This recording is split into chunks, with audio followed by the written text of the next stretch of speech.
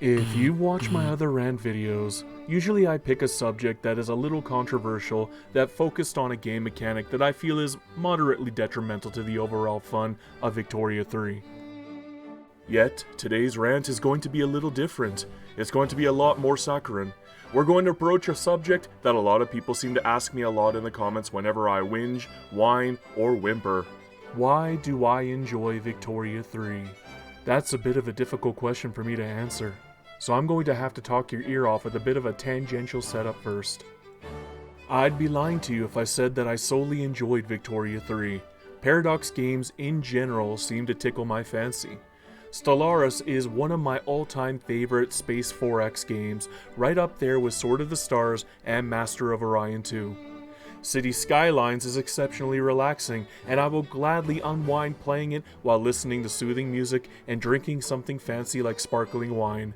I guess city engineering just makes me feel extra bougie at the end of the day. Asked how? Crusader Kings is always good for a little roleplay laugh, and ironically, it's still one of my favorite multiplayer games because of how casual and frankly often hilarious it is. I still play it regularly with my friends just to goof around and let off some steam. Then there's the two largest games in the Paradox umbrella, Europa Universalis 4 and Hearts of Iron 4. I don't enjoy either of these games as much as I should. I actually question if I'm a legitimate die-hard Paradox fan because I do not play these games as much as I feel is necessary to be considered real in today's Paradox community. To be perfectly honest, I've only ever done a single world conquest as Spain in Europa Universalis 4 after 1500 hours of gameplay.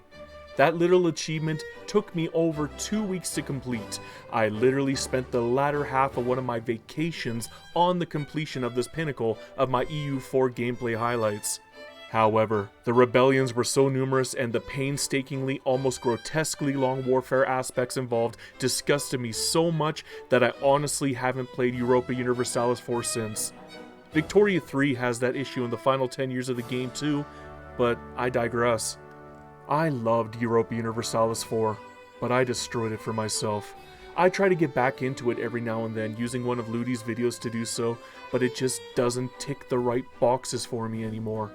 I'm instead patiently waiting for the majesty of Europa Universalis 5 to come out and save me from this self-inflicted ennui. Please, Paradox, make this game a masterpiece. Save me from myself. But then there's Hearts of Iron 4. I'm about to say something blasphemous, but Hearts of Iron 4 never really hit the same high points for me as Europa Universalis 4, or really any of the other Paradox games. In fact, I've only got about 80 hours in this game, and almost all of it was from either the Old World Blues or the Kaiserreich mod. The base game just didn't gel with me.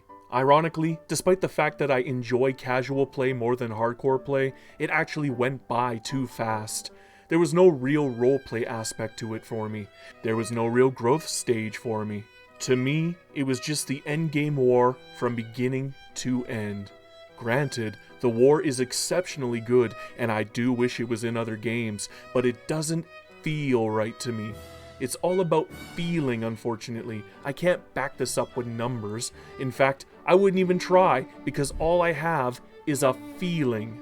When I play Hearts of Iron 4, I don't feel like I personally made any growth when playing it.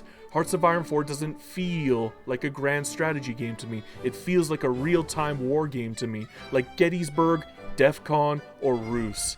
It's a great game, it's just not what scratches my particular itch. Then there's Victoria 3. Victoria 3 to me is the best parts of Europa Universalis 4's early game, except it's the whole game. You like colonizing? Victoria 3 has it. You like maximizing? Victoria 3 is all about that. You like slow, plodding expansion? Vicky's got you covered. You enjoy meeting market demands and building products for the sole sake of trade? Yep, that's Victoria 3 to me. The whole game is effectively about how well you can build your snowball so you can avalanche your way across the game. The replayability is all about how you can improve upon that, or even replicating it on other more difficult countries. It's just got a different feel to it. While I don't really enjoy the political system quite as much as everything else in Victoria 3, the technology tree makes the sense of growth a continuous one, and it keeps me highly engaged all the way up until maybe the final 10 years of the game where the time limitation looms over everything else that you do. As such, I think I have a spreadsheet-addled brain, because watching the lines go up keeps the dopamine hits coming. It's so intoxicating that I'm glad they decided to make Victoria 3 all about it. Well, maybe I'm going to retract what I said before about politics. While the political system isn't amazing, I do enjoy the internal politics involved in the game. Though I do have a nasty habit of defaulting to the same capitalist principles every game, because I know how to exploit them to the maximum for the largest bonuses and that sexy 1 billion number every single time. Just having the knowledge that I could be completely rug pulled if I'm not careful by an ill-timed revolution that won't destroy my game, but rather change how I'm forced to play it instead. I love that. However, what I think I enjoy the most about Victoria 3 is the fact that it feels like a grand strategy game to me. Every action feels like I'm contributing directly to growth, while, at the same time, Victoria 3 still respects my time enough to be completable within a 10-hour sitting instead of a 10-day vacation. You could literally call it a dumbed-down casual version of Europa Universalis, and I wouldn't even argue with you. I'd say it's the reason I love it so much. Maybe once I start getting long in the tooth and my gray hairs start piling in, I'll be able to devote a lot more time to simply playing exceptionally long games of Europa Universalis until my final moments come.